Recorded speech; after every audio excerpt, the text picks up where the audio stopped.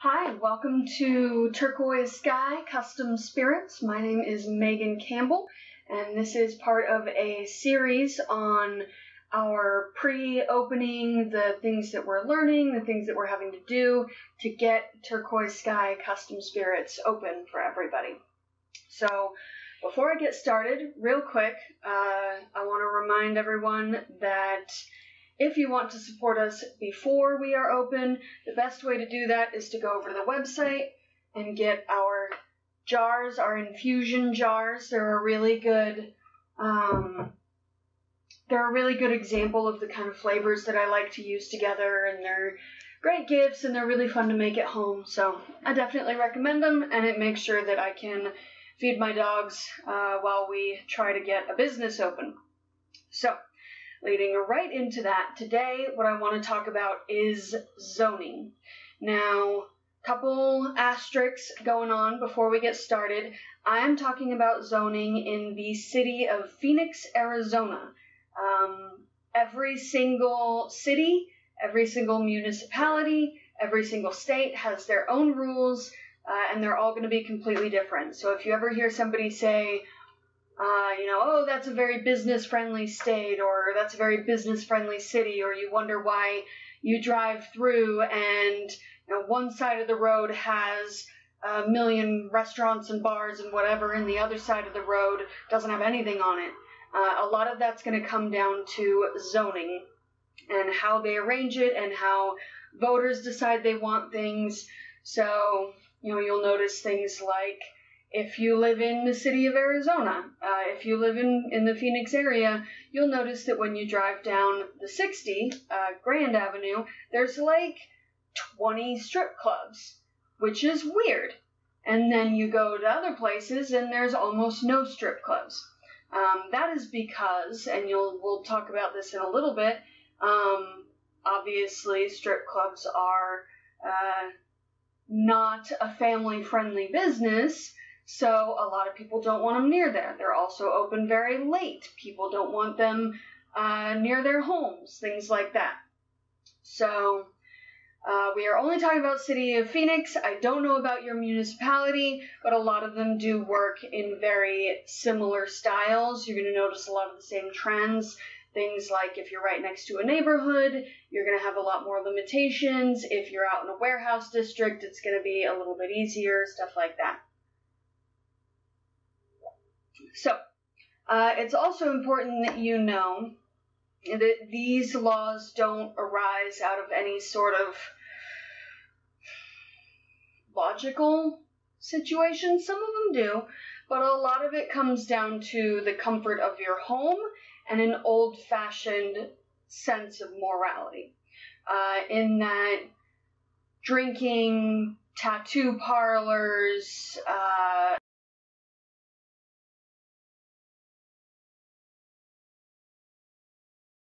Sorry, lost you there for a second. My alarm went off.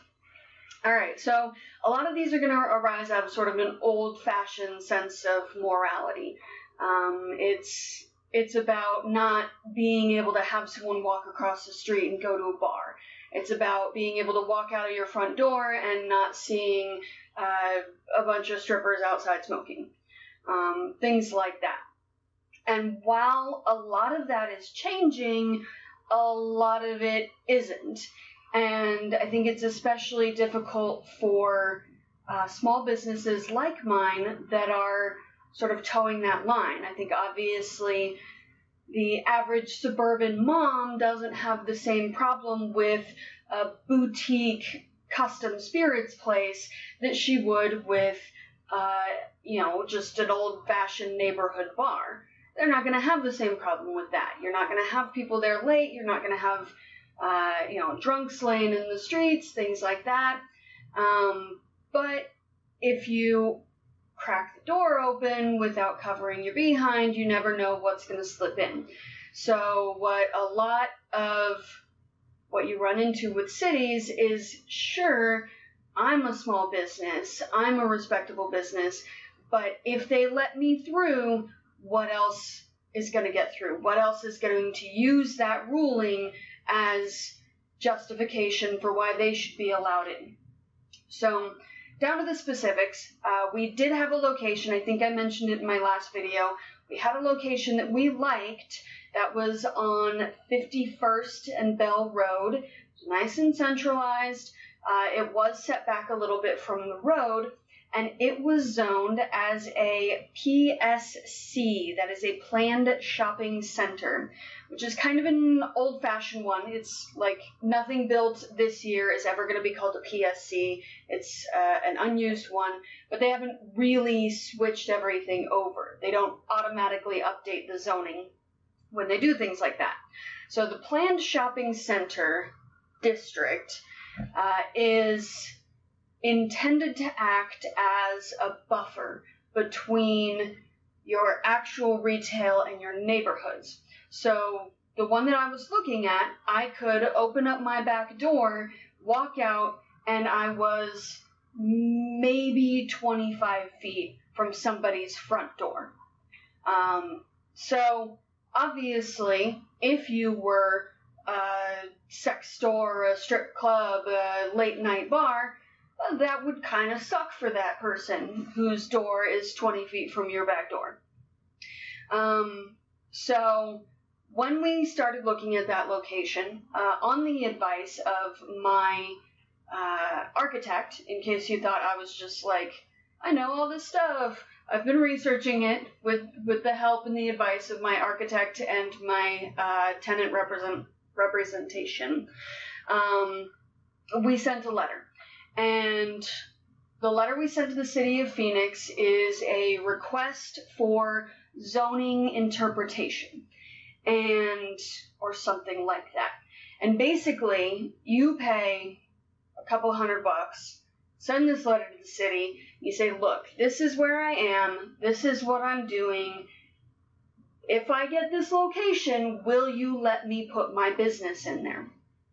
And most of the time, you don't have to do that. So, real quick, if you want to follow along with this stuff, if you're looking to open a bar or restaurant or whatever in the city of Phoenix, or you just want to get an idea of how these things are laid out, I'm looking at the Phoenix Municipal Codes, Chapter 6, Zoning Districts. So that's where I'm getting all of this information from.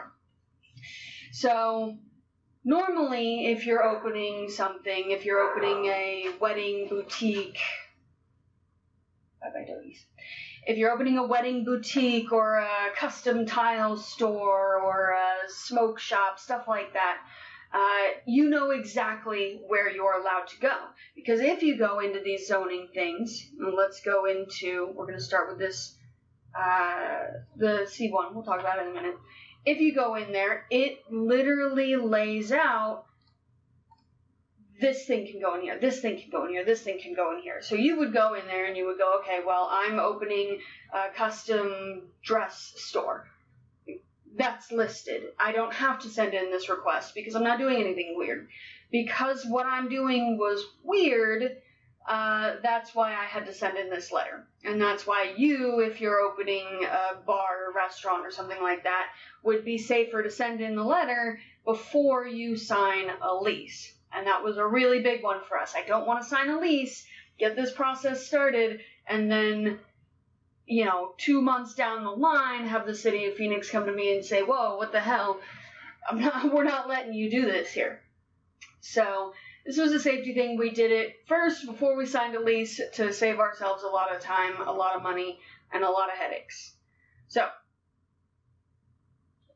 the sections that we specifically care about today are going to be section 620 through section 629. Now, before that, you're looking at your residential stuff. So, okay, here's a regular residential district. It's why your neighbor can't bust down their house and build, a 12-family apartment complex. They're not allowed to. They're zoned differently. And afterwards, you're looking at high-rises, airport stuff, special permits, historic canal side restaurant overlay district. It gets really specific. You can do your best, things like this, it's always a good idea to have experts or to ask the people at the city. Usually, I have found that if you just ask, they're more than happy to give you the information that you need, or sometimes you do have to send in formal requests like the one I made. So, the ones we're looking at specifically are going to be C1, C2, C3, A1, and A2. That covers most of the, almost all of the regular retail, the way that we think of it. Businesses, the way that we think of them. So, I was looking at a planned shopping center, a PSC, and that effectively is a C1. That's the new classification, is a C1. It's called neighborhood retail. It is a light neighborhood retail situation. Wholesaling is prohibited. You can't store things outside.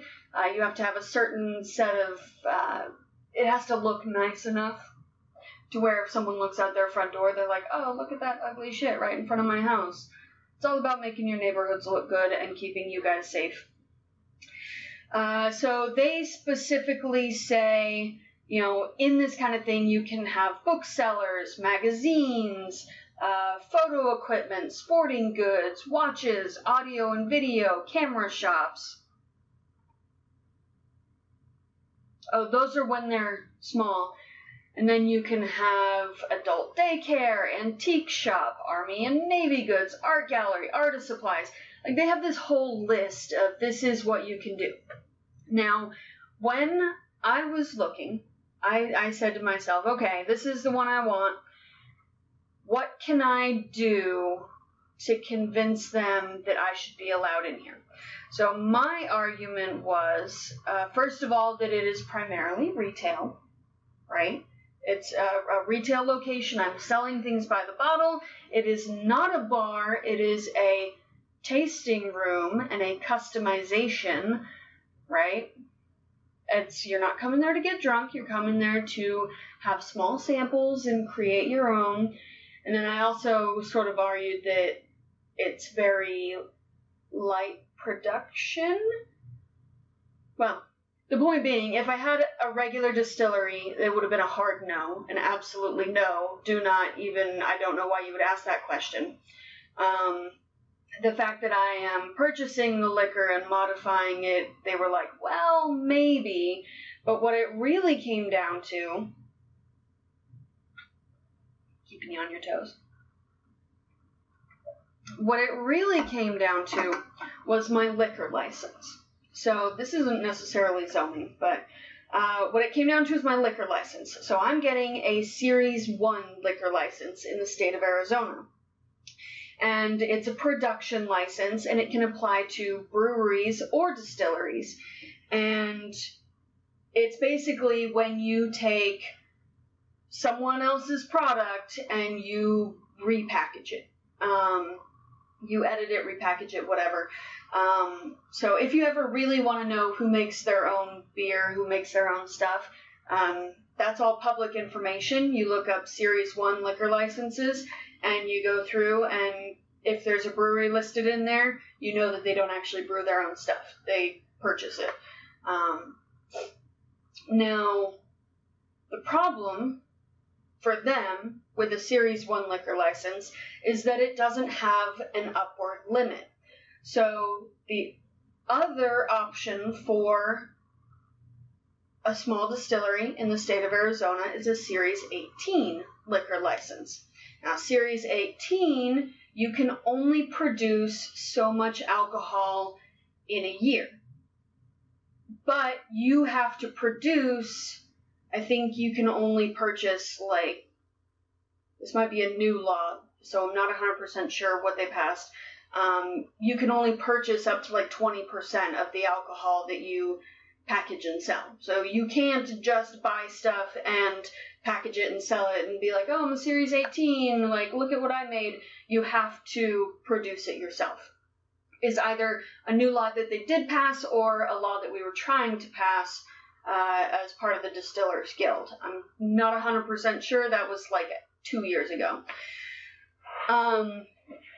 So, the point being, if I were a Series 18 liquor license, they would have an upward limit on how much I could produce. They would say, well, you're literally never going to make more than this many gallons in a year, so we're not worried about you getting too big and being disruptive to the neighborhood, disruptive to the area around you. Though I would have been denied on the grounds that I was distilling back there and it's extremely dangerous and they don't want that next to a neighborhood. But because of a Series 1, there is no upward limit. There's no difference between my Series 1 producing 200,000 bottles a year and someone else's Series 1 producing 1 million bottles a year or 2 million bottles a year. There's absolutely no difference in the eyes of the government other than how much money they get in taxes. So the city's concern, right? I was denied for that location. And I'll read you like the full thing, but I was denied for that location on the grounds that if they say yes to me, then when someone else comes in with a Series 1 liquor license who is massive, who is in this, like, who defies the spirit of the small commercial space, right, who could potentially be selling 1 million bottles a year and bringing in huge crowds and having all these big trucks and whatever, they would be... Oh, I just got a text. I guess she's not going with me to that comedy show. Oh, well. All right, so they would have to say yes because they've already opened the door to me. And that's what I'm saying is by they have to cover their butts. So I was denied for that space, which is fine. I was expecting it, sort of. That's why we made that request. That's why we sent in that letter, because there was a good chance. But what I did like, what I was happy about was we had a ruling from 2009 that we were using as sort of our basis, where someone was doing something similar and they were denied for their location and they were told they could only do C3 or A1, A2. Now, the problem is, right, so we talked about C1, that's your neighborhood retail, right? Done. By the way, C1 is what happens when they want you to be comfortable, they want everything to be pretty, and they don't want anything to interfere with your daily lives in your neighborhood. C2 is your average retail, right? So you drive down the street, there's stuff on the left, there's stuff on the right. It could be nice, it could be trashy, it depends on where you are, whatever. That's your average retail. Most of that is C2. C3, on the other hand, which is what the city came back to them, they said, you can do a C3, is a little bit more of a problem, right? So C3 is asbestos products, wholesale and storage, automobile body and fender shops, bank vault storage, blacksmiths. You ever seen a blacksmith? I don't know, because they're in C3. You don't see them. Cabinet makers, cheese manufacturers, bottling plants, which is what they were classified as, car washes, clothing manufacturing, so basically dance halls, drive-in theaters, drive-in restaurants. So basically C3 is borderline industrial, and they tend to be massive. Now, I'm a small business. I hope to get larger someday. I don't want to say this small, but I'm looking at a maximum of 2,000 square feet for my business for the next 4 to 5 years. So they're talking about, if they say you can only be C3, you're looking at minimum spaces of 3,000 square feet, right? So, I mean, what's the smallest drive-in restaurant you've ever seen, right? Those are 3,000 to 4,000 square feet for a regular drive-in restaurant. And they tend to be standalone buildings, Now, a standalone building is always going to be more expensive than a strip mall style shop. And since I'm not rich and this business is just starting, I don't want to get myself into a standalone building because I'm not sure I'm going to be able to afford it. That's a gamble I'm not willing to take. Yeah. Golf or baseball driving range. I'm pretty sure mobile home sales, milk bottling plant. Mexican food preparation. That seems weirdly specific. Like you didn't have to, could have just been any food prep. Yeah, so I was very concerned because right now the ruling we were looking at was you have to be in C3. And I'm like, I can't afford it. I can't find the right size. And it usually doesn't look that nice. And when you're having a luxury product like what I'm making, you have to have a space that looks nice. I mean, imagine you're about to drop $5,000 on bottles for your wedding, on alcohol for your wedding, and you drive up and it looks like shit. Like, well, I don't want to spend $5,000 here. I don't want to give you that money. And it tells you right away that it's not going to be the quality you're looking for. So I was really worried about that. So when we got back the letter and they said, okay, you can be C2, C3, A1, or A2, I was like, hallelujah, perfect. I can find a C2 that works for me. I can do that.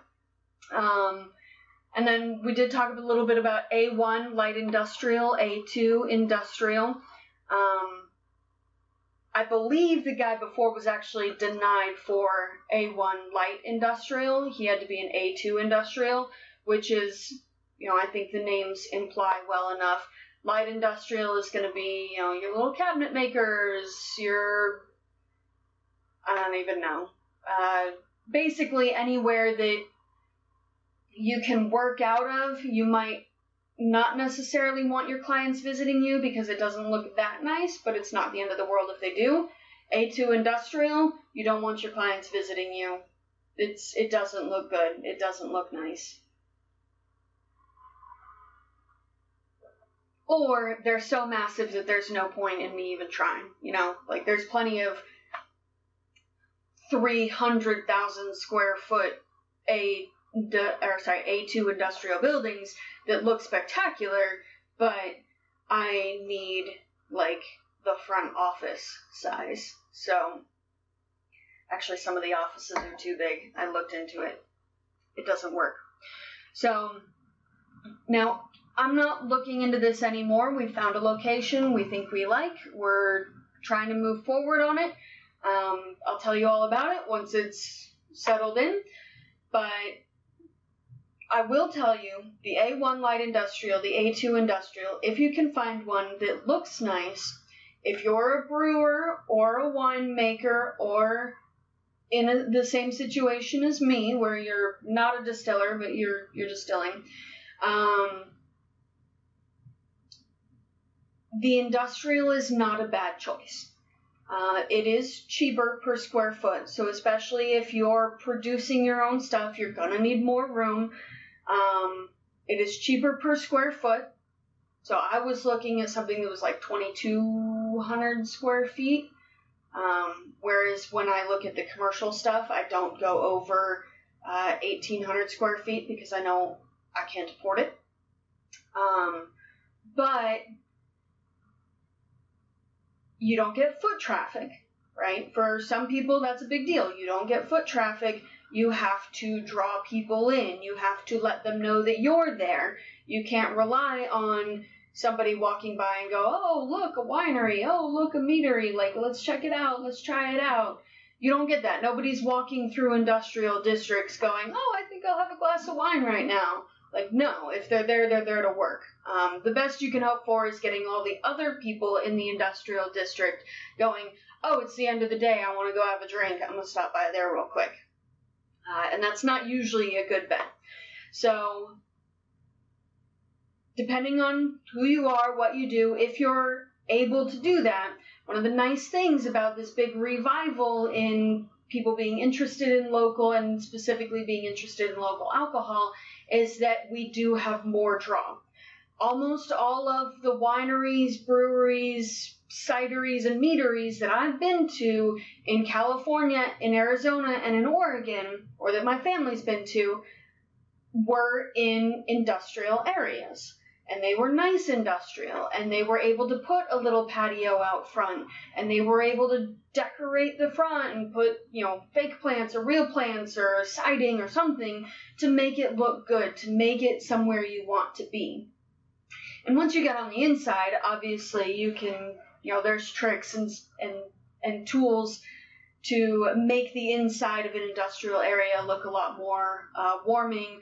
I'll put in the comments, I know there's one my parents just absolutely fell in love with, a meadery or a cidery, I don't know, in California, where they did, they basically built outdoor cabanas inside. It made it feel very comfortable, very personal on the inside, and they didn't have to build things into the walls or do a lot of really expensive construction.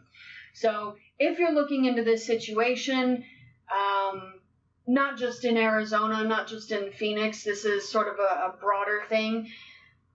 The nice thing about this revival is that you don't necessarily have to be commercial. You can look at the industrial areas and not be too afraid of losing that foot traffic, especially with tools like Groupon, especially with social media, and with interacting with your community. If you get your name out there to the hotels that are nearby, if you get your name out there to the bars and restaurants that are nearby, people ask. It's this new thing. People, new the last 10 to 15 years, but, people go to a regular bar, a regular restaurant, and they ask for what's local.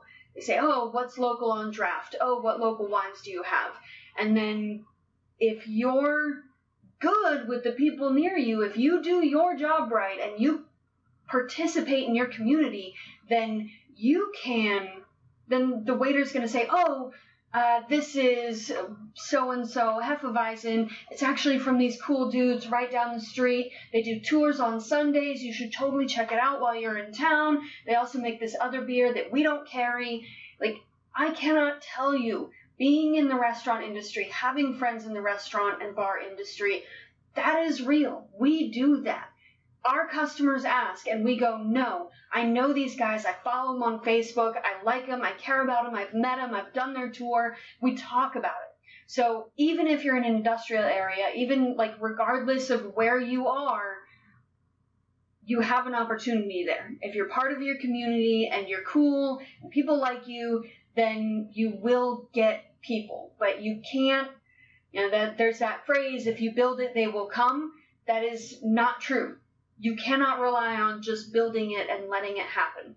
So for us, we decided on the C2. That was something I really wanted, especially because my clients have to come in, because it's so specialized, because it's a luxury good. My clients have to come in and they have to feel like it's worth it.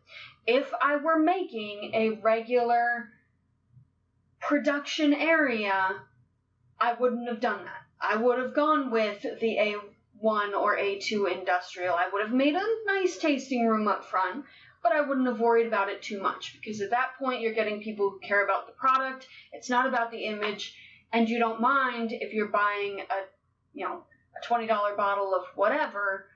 You don't mind so much where you're driving to, if it's an industrial, if it's a retail or something like that. That's mostly it. The only other thing that I would say is definitely check for exceptions. There's always exceptions to the rule. The biggest one I know here in Arizona is entertainment districts. So every single city has one designated entertainment district. And in that district, the rules pretty much don't apply. There's, the lights can be brighter, the music can be louder, things can go later. It's a lot easier to get extended premise permits, so that's whenever there's a festival or something like that, and you can walk around with the alcohol. That's an extended premises permit. It's a lot easier to get those if you're in the entertainment district. If you don't have anyone going, oh, well, my kid's in a daycare over there, and that's not right, and that's not fair. You can also build next to churches. So I know the distillery I used to work at, the fire station, there was a church right next door when we opened. And obviously there's some objections, particularly since they focused a lot on like AA, so that kind of sucked. I get it. I know why they were annoyed. But because they chose to build in an entertainment district, that's what you get. If you put a church next to a bar, there's not much we can do about it, and since the whole area is essentially zoned as a go-to-town bar area,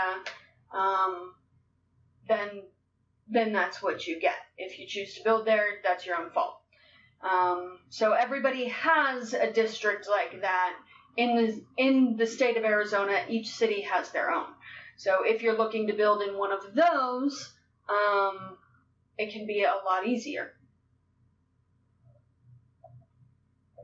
And in the city of Peoria specifically, since you can't move your entertainment district after it's been done, their entertainment district is in what is technically Old Town Peoria, which is the oldest part of Peoria, and is not the most well taken care of part of Peoria, or wasn't. They're doing a really good job on it now, but it's still very up and coming.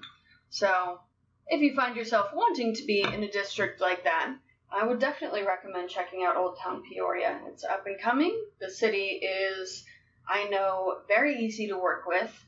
I've watched them work with my former boss for 3 or 4 years, and they're ready and willing to get things done.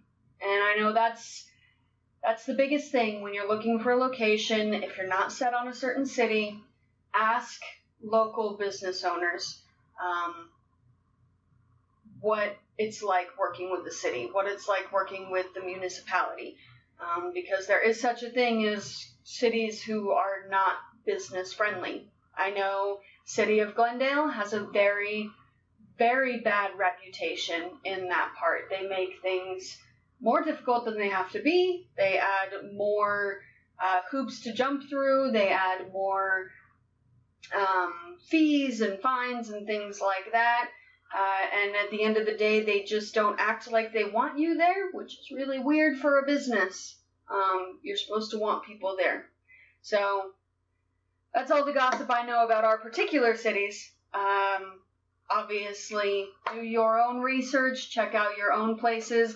Like I said, I'm just in, whatever city, municipal codes, zoning, like, Google it. Just Google it, read it, really think about it, and that's going to set yourself 2 or 3 steps above most people who get started on a business like this.